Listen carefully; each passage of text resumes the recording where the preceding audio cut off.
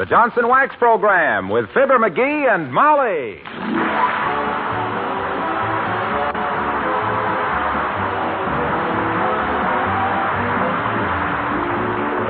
Of Johnson's Wax products for home and industry present Fibber McGee and Molly, written by Don Quinn and Phil Leslie, with music by the King's Men and Billy Mills Orchestra.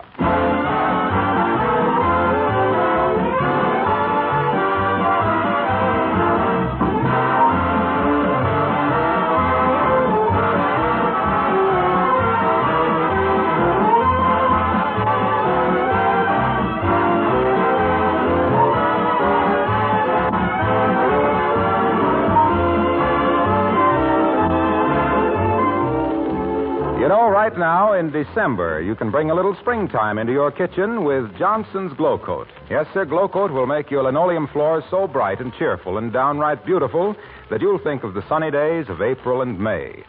And Glow Coat will do that little job almost by itself because it's so easy to use. There's no rubbing or buffing with self-polishing Glow Coat. You simply apply and let dry. And in 20 minutes, your floors gleam with a beautiful, tough, long-lasting polish. Glow Coat protects linoleum and other floor surfaces against wear, dirt, and moisture. It actually adds greatly to their life. If you haven't yet tried Johnson's self-polishing Glow Coat, get a package this week. Notice how smoothly and evenly it dries without any streaking. You'll be delighted with its uniform high quality, and you'll understand why millions of women everywhere give first choice to Glow Coat.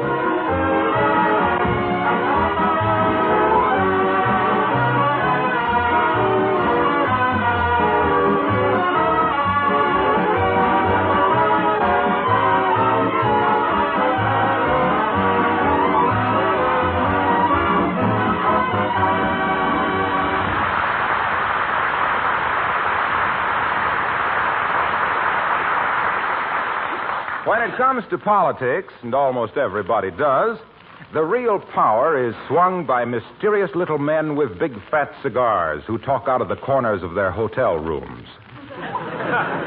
The men behind the scenes.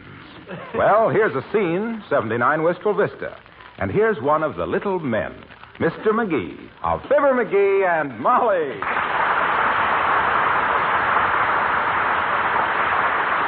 Yes, sir, it's just like I says, Molly. When I throw my political savvy behind a candidate, he's as good as elected. Now, you take the last election they had here in the state. The gubernatorial election? No, the one for governor. Oh, that. Yeah, they consulted me on tactics all through the campaign. How to get the veterans' vote, up to what age can a candidate kiss a baby without getting his puss slapped. And what happened? He was elected. Who was? The governor. Well, naturally, but which candidate? Well, mine, of course. Which one was that? Why, the one that won. You don't think I'd go to work and throw my weight behind a loser, do you? Well, what was his name? I should know it, I suppose, but now, wait a minute. Isn't it Jones, Governor Jones? Oh, yeah, Jones, that's it. Governor Jones. I knew it was a foreign-sounding name.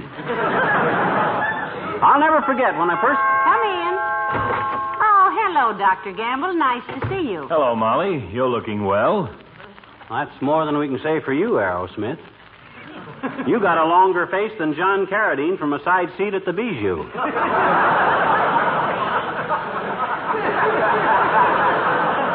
What's the matter, doctor? One of your patients get well before you could operate?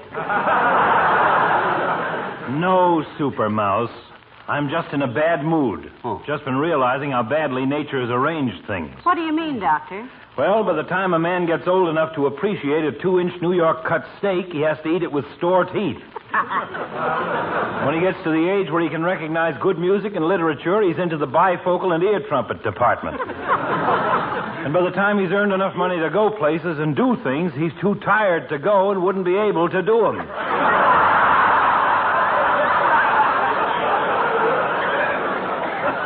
I think people ought to be born at the age of 75 and live backwards. Wouldn't work, Doc. Wouldn't work. When you got down to be a child of 7, it'd be too dangerous to have all them old razor blades laying around.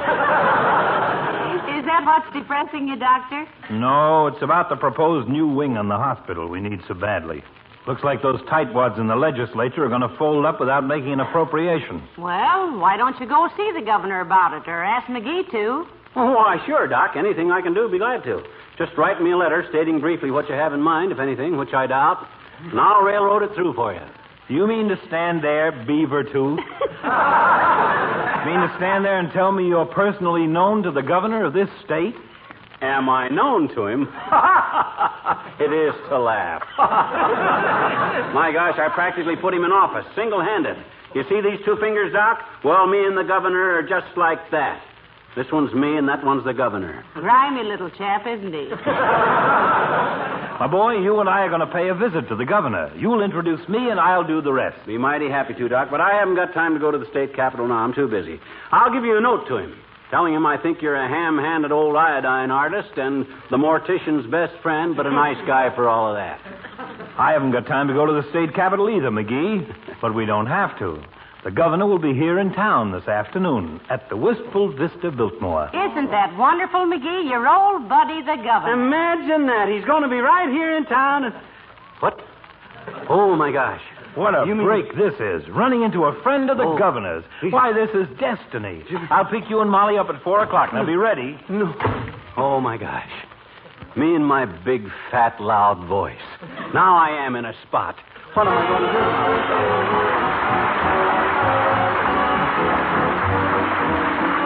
Billy Mills in the orchestra, and it's only a paper moon.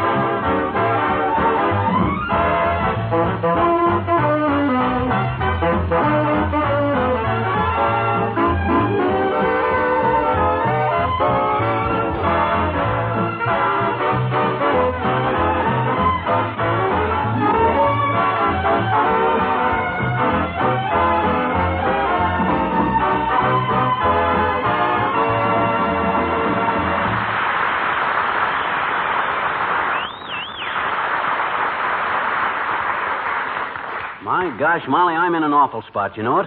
I got introduced, Doc, to the governor, and I don't know the governor from John's other wife. Well, dearie, when you claim to be the governor's right hand, you mustn't be surprised if everybody wants to shake you.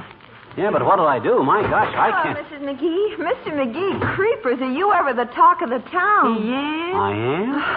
Everybody's talking about how you and the governor are going to have a private consultation about appropriating enough money to build a wing on the hospital this afternoon in his hotel room.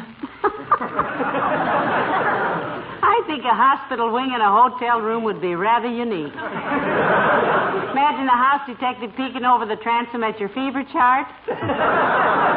So, that Doc Gamble's been blabbing his head off, has he? That guy's got a bad habit of turning on his voice and leaving it running. Jeepers, I didn't know you were a big shot in politics, Mr. McGee. Wait till I tell the kids at the store that I've got a room at a boyhood friend of the governor's house. Yeah, well... As long as you are such a big politician, Mr. McGee, I wish you'd do something about that stoplight at 14th and Oak Streets.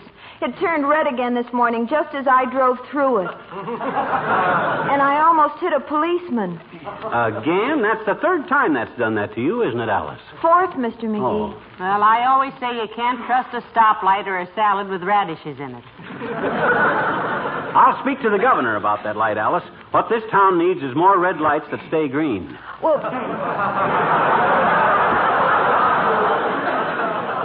they'd only fix that one light so it wouldn't turn green when I wasn't looking, I'd be satisfied. Mm-hmm. It isn't that I want to butt into somebody who is more important than I am's business. Hand me the phone, Alice. I'll fix this. Here it is, dearie. Mention my name and get a cell with 2 windows. Hello, operator. Give me the 4th Precinct Police. Stay right where you are, Mert. I know you. Oh, How's every little thing, Myrtle? Tis, eh? What's say, Mert? Your grandmother got pinched in the Bonton department store. heavenly days for shoplifting, McGee? No. She didn't go through the revolving door fast enough. What say, Mert? Okay, I'll call later. Police department's line's busy, Alice. Well, thank you anyway, Mr. Oh, McGee. he'll keep after them, Alice. Yeah, I'll speak to the governor the first chance I get, Alice. Oh, gee, thanks very much, Mr. McGee. Tell him I appreciate it, and any time he wants to be impeached, I'll be the first to vote for him. I don't think Alice quite knows what impeached means, does she? I'm not worried about what Alice don't know. I'm worried about what I don't know, and I don't know the governor. That's what I don't know. Look, I've got an idea. Well, what is it? What is it? Don't just do there. Stand something. What about this now? Huh? Go down to the hotel right now and make an excuse to get acquainted with the governor. Yeah? And then when you go back with Dr. Gamble, you won't be a stranger to him. Say, that's a wonderful... No, that wouldn't work. My gosh, the governor's got more bodyguards around him than the Shah of Persia. It isn't the Shah of Persia, it's the Shah. That's where you're wrong, baby. Shah, he's the guy who makes absorbers for automobiles. Absorbers? Yeah. Sure, you've heard of shock absorbers. Hello, folks. Am I intruding? Oh, you're just in time. You were never welcome, kid. How are you, Mr. Wilcox? In the pink, Molly, in the pink. Hey, have you seen the early afternoon paper? Huh? Got a big story about Fibber and the governor. Look, here it is. Someplace here. They spell my name right? Let me see it. For goodness sake. That news about McGees being a pal of the governor certainly spread like a cowboy's knees, didn't it? Let's see it, Mr. Wilcox. Yeah, now let me see. What page is that on? Oh, come on. I know it was near our Johnson's wax advertisement. Incidentally, did you see our new ad? No, I didn't, Junior, and I'm not the slightest bit interested in... Careful, dearie. Little Wisconsins have big racines, you know. Well, what I mean is I'm more interested in seeing that story about me they're running. Hurry up, Junior, hurry up. Well, it's right here someplace. But hey, don't miss this Johnson wax ad. Look at the gleam on that furniture. Look at the cleanliness of that living room. And get a load of the happy look on that housewife's face. Isn't she the most delighted-looking woman you ever saw? Please, Mr. Wilcox, get to the story. I see. Well, that beats me, kids. I could have sworn that story was in this edition. Because when I turned the page with the Johnson wax ad on it, hey, did you notice the headline on this ad? It says, "Is your living room really living? Do your windowsills, lampshades, floors, furniture, and woodwork sparkle with that Johnson wax beauty treatment?" And then it goes on to say that Johnson's wax is such a labor-saving product. Look, Waxy. Hey? You must realize that there's very little you can tell us about Johnson's wax. But there's a lot you can tell us about what it says about me in that paper, and why don't you do it? Yes, I'm all a Twitter myself. Well, can you beat that? I can't find it. Oh, it must be in a later edition. I'll tell you what, as soon as it comes out, if that story's in it, I'll give you a buzz. So long now. Imagine him taking all that trouble, McGee. Isn't he nice? Nice. He was ribbing us. How could he have read a story in an edition that ain't out yet? Heavenly days, I never thought of that. Well, I've thought of that. He's heard about me claiming to be a pal of the governor's, and it's his little way of needling me. And that's just a sample of what I'm going to get if I can't wiggle my way out of this date with Doc. Gee, can't you think of something, Molly? No, dearie. You've bragged yourself into this mess. Oh, well. And you've got less chance of backing out than a lobster that's already on the menu. Me and my big fat mouth. Why can't I ever learn to... I'll get it. I'll get it. Come in. Oh, my goodness, Mrs. Carstairs. Do come in, Mrs. Carstairs. How do you do, my dear? Oh, I'm so glad to find Mr. McGee at home. You are? Oh, what's on your mind, Carsty? Besides that hat, which looks like 4 bits worth of material and $90 worth of sales promotion. I think that's a lovely hat, McGee. Who made it for you, Millicent? It was not made for me, my dear. It was an accident, you might say. I might, and I do. You see, when our wire-hair terrier upset the hall table, everything simply flew into the air. some flowers, my gloves, my purse, and a handful of Mr. Carstairs' golf tees. They all came down on my head, and I simply left them there. Well, all I can say is, Millicent, if Hedda Hopper ever saw that hat, she'd never speak to John Fredericks again. What was it you were so glad to see me about, Carsty? What? Oh, yes. Well, having heard that you were a dear friend of the governor's... That's putting it mildly, Carsty. We're old school chums. We used to sleep together in geometry class. Why, Mrs. Carstairs? Well, I had hoped that Mr. McGee would persuade him to come to a little buffet dinner party I'm having tonight. It would be such an honor to entertain the governor. See what you can do about it, McGee. Why, certainly. But frankly, Carsty, his nibs ain't much for social gatherings. He'd much rather set in a game of poker with a bunch of close friends, like me. Well, that can be arranged, Mr. McGee. After the other guests have left, we 5 can settle down to a lovely evening of dealer's choice. Heavenly days. Are you a poker player, Millicent? My dear, when I first met Mr. Carstairs, I was dealing blackjack in a gambling trap. Oh, what did I say? I mean, I was... Oh, well, do what you can about the governor, Mr. McGee. Black tie, you know. 7:30. Hey, don't go out that door, Carsty. That's the hall clock.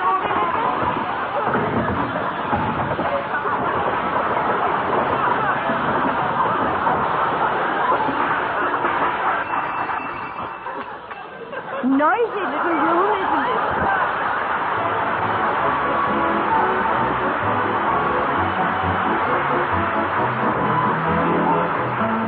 The King's Men sing Chicory Chick. Once there lived some chickens, some feathery, feathery chickens, who cackle loud and cackle long and cackled every day. But this is all they ever had to say. Then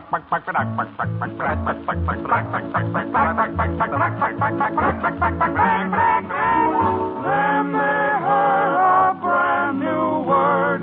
Now they cackle gaily all the day. Chicory chick, chala, chala, checkala, roll me in a banana, kabalika, wallika, can't you see? Chicory chick is me. Chicory chick, chala, chala, checkala, roll me in a banana, kabalika, wallika, can't you see? Chicory chick is me. Every time you're sick and tired of just the same old thing, saying just the same old words each day. Be just like us chickens who found something new to sing. Open up your mouth and start to say, oh, chicory chick, chala, chala, checkala, roll me in a banana, kabalika, wallika, can't you see? Chicory chick is me, oh, chicory chick is me.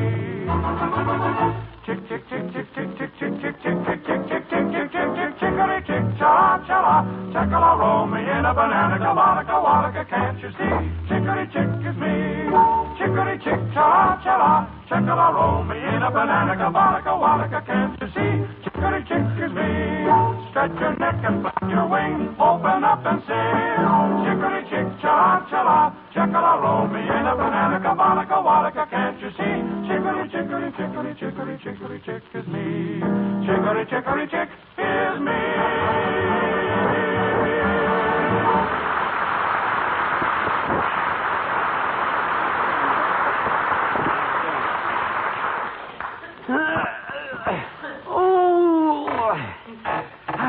Ouch. Oh, I almost did it that time. I'll try once more.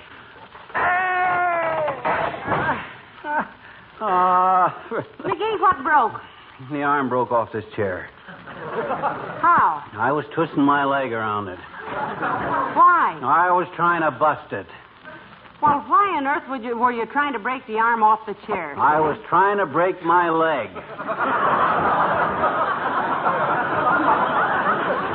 No go, though. It hurts too much. I got to think of something else. Well, it does seem a little drastic, breaking your leg to get out of an appointment. Why don't you just call Dr. Gamble and tell him? I'll get it. Come in. Oh, it's Mayor Latrivia. Good day, Your Honor. Hi, Latrivia. Hello, Molly. McGee, my dear fellow. Glad to see you, old chap. Have a cigar. How are you feeling? I'm a little suspicious of that jolly approach, to be strictly truthful. When I shake hands with a politician, I always count my fingers afterward. Oh, that's very good, McGee. Very good. Do you mind if I send that to Reader's Digest? It'd be only fair. That's probably where McGee got it.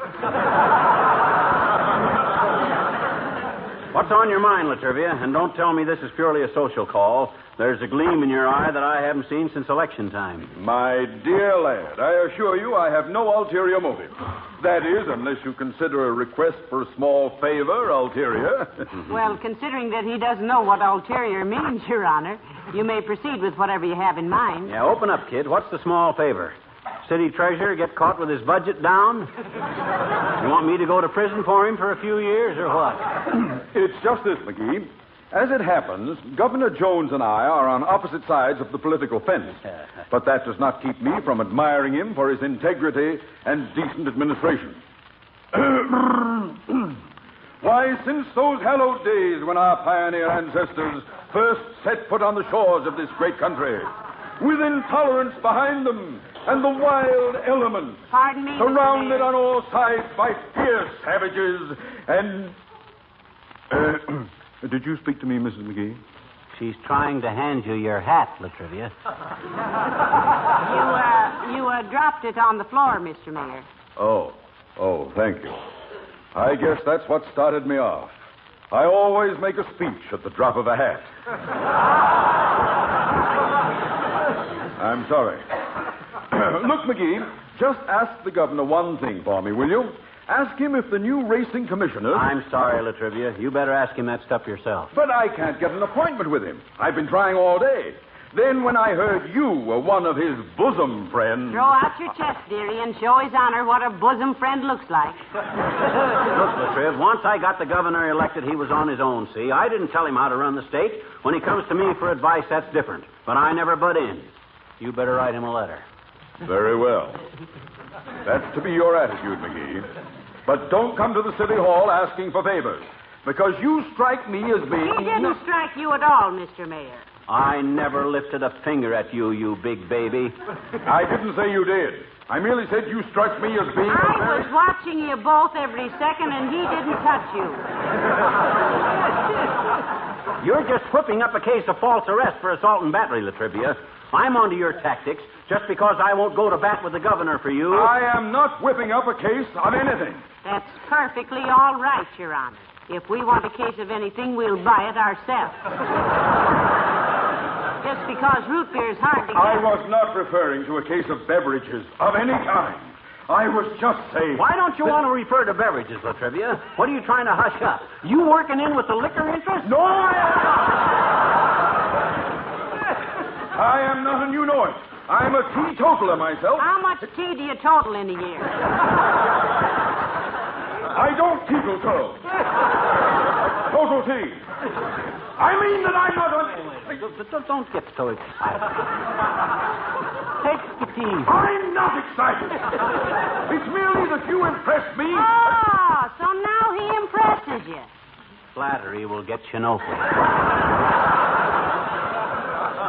I may impress you, but I didn't intend to flatter you. I merely stated that I struck you. You struck me as an assault and bat. You said you had no ulterior motive. That is what I was... The governor! He did...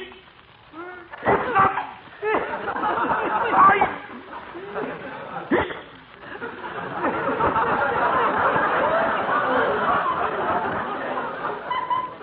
McGee?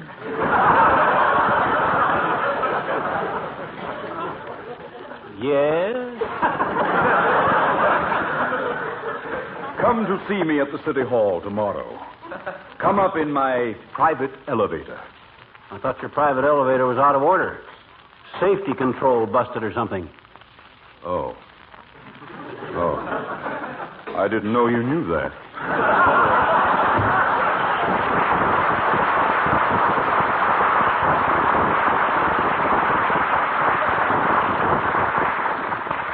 Great guy, Latrivia. Except he's always trying to get me into an argument. He does very well at it, too. Well, if he thinks I'm going to talk to the governor about... Hey, what time is it? What 3 time? minutes to 4. Oh, and the dear. doctor said he'd call for you at 4, so you better be... Oh, dear, here. Come in. All ready, folks? Come on, let's go. Be right with you, Doctor. Ready, McGee? Well, I'm as ready as I'll ever be, I guess. Now, watch yourselves on that front sidewalk, folks. It's pretty slippery. Don't want little bluegill here to break his leg. Break my... Where? You say it's icy out there? Well, come on. What are we waiting for? Let's go. McGee, not so fast. Wait a minute. Take it easy, boy. You'll slip.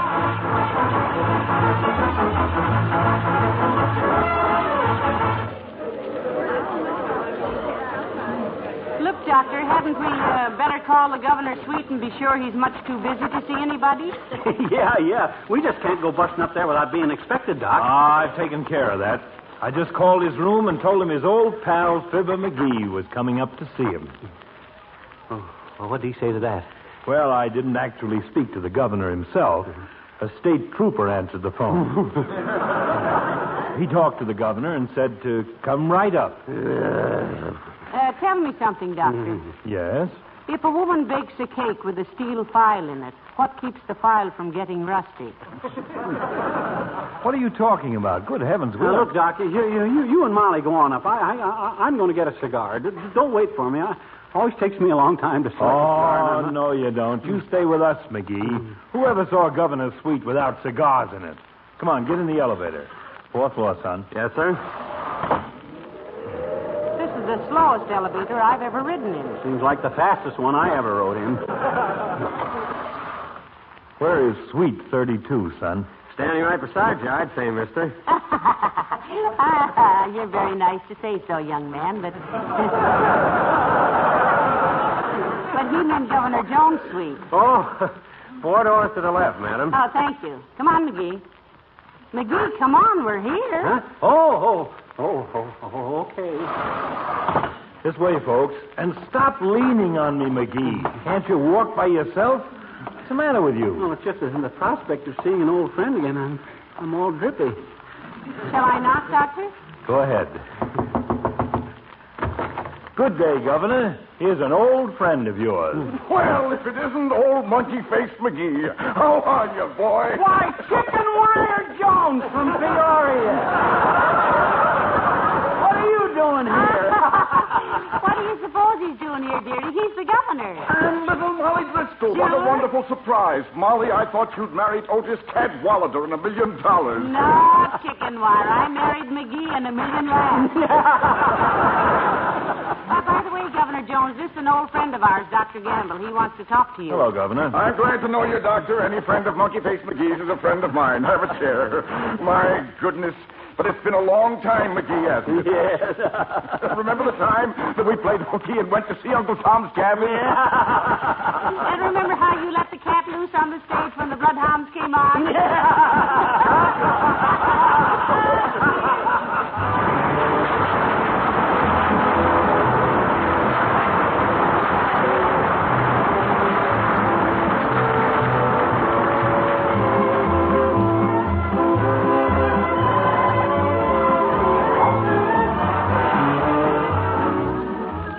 You know, there's something important I haven't mentioned lately, and that's the health advantage of a waxed home. Besides beauty and protection for your things, your home is cleaner, more sanitary if you keep your floors, furniture, and woodwork regularly polished with Johnson's Wax. The wax seals the pores of the wood, guards against dirt and moisture. Johnson waxed surfaces are easier to keep clean because dust and dirt do not cling to them so readily. Areas that get extra heavy wear, such as hallways or windowsills, can be touched up as often as necessary without re-waxing the entire surface. And after you've used Johnson's Wax for a while, you'll notice that with every application, your floors and furniture take on greater beauty. That's why your favorite antique has such a soft, mellow luster. It's probably been protected with wax for a long time. And whether your things are old or new, it will pay you to polish them regularly with genuine Johnson's Wax.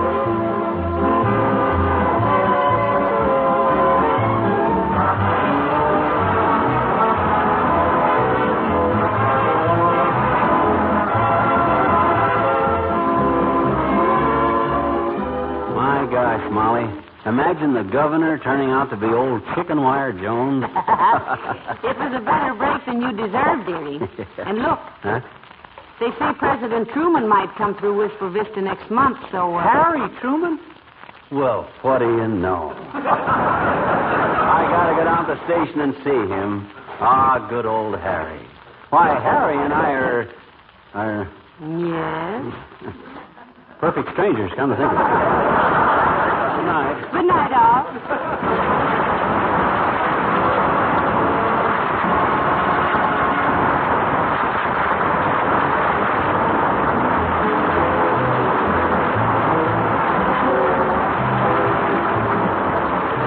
Harlow Wilcox speaking for the makers of Johnson's Wax Products for home and industry, inviting you to be with us again next Tuesday night. Good night. This is the National Broadcasting Company.